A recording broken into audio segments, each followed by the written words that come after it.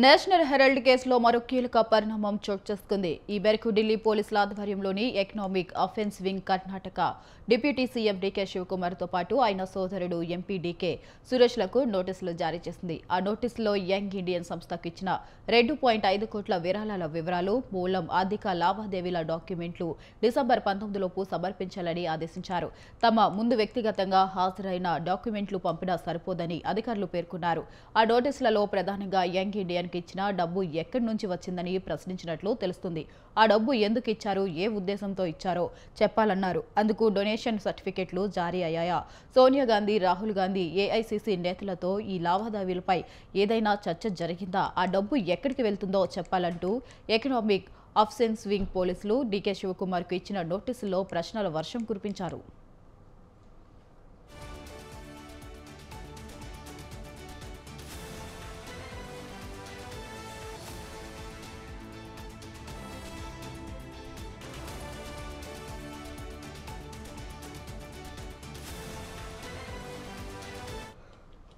Sonia Gandhi, Rahul గాంధీలు young Indian సంస్థలో 38% చొప్పున షేర్లు కలిగి ఉన్నారని ఈడీ ఆరోపించింది.